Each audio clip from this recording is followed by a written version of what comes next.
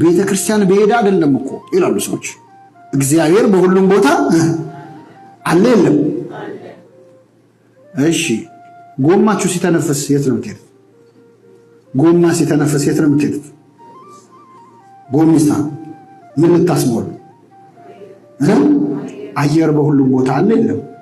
ምን ጎሚስታ ያስፈልጋል? አየር እንደው በሁሉም ቦታ አለ ብለህ መኪናን ሳትነዳው ትቀራታለህ።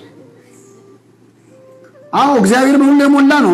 አየር በሁሉ ቦታ እንዳለ ሁሉ ግን በረድኤት የሚገለጽባት ቦታ ደግሞ አለች። 30 ጸሎት ቤተ ከምትጸልይ አንድ ጸሎት ቤተክርስቲያን ብትጸልይ በዚህ ስፍራ ለሚጸለይ ጸሎት አይኖቼ የተከፈቱ ይሆናሉ ብሎ ቃል ገብቷል። በቃ ምን እንግዲህ እሱ ካለ ምን እናደርጋለን? ለሰሎሞን አለው እኮ አይኔም ልቤም ዘወትር በዚህ ስፍራ ይሆናል። አይ የብሉይ ኪዳን ነው ለሰሎሞን ነው አዲስ ኪዳን አይደለም ካላችሁ ጌታ ምን አለ? ቤቴ ቤተ ጸሎት ቤት ትባላለች። ቤቴ የምን ቤት? አይ ጌታ ያለው ለጻፍት ፈሪሳውያን ነው አዲስ ኪዳን ላይ የለም። ሐዋርያት 9 ሰዓት ወደ ምኩራብ ሄዱ ነበር ይላል። ለምን ሄዳሉ?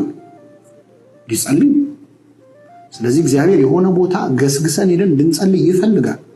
ተራራ በወጣ አይደለም፣ ገዳም ለገዳም በዞር አይደለም። ጌታ ተራራ ለተራራ እንዴት ሲዞር የነበረው እኔ እኮ በጣም ይገርም ነው። ኢየሱስን እናውቀዋለን ብለው አንዳንድ ሰዎች ገዳም መሄድ አያስፈልግም ተራራ በወጣ አይደለም ይላል። ኢየሱስን ያገኘነው እንግዲህ ተራራ ላይ ነው። እኛ የተራራው ስብከት ሲሰብክ አይደለም? አዎ የበታቦር ተራራ ላይ ነው ያየነው ጌታ። ተራራ ምን ያደርጋል? ሰይጣን ምን መሰላችሁ? ሲያቃልልብ እኮ ነው። በቃ ምን ያደርጋል? ሁሉ ነገር መሄድ አያስፈልግም፣ መብላት መንቀሳቀስ አያስፈልግም።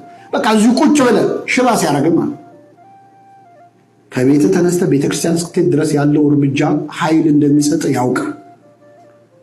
ወደ እግዚአብሔር መገስገስ ያለውን ክብር ያውቃል። ስለዚህ ምን እዚህ ቁጭ ብለህ እኮ ትደርስበታለህ ይላል።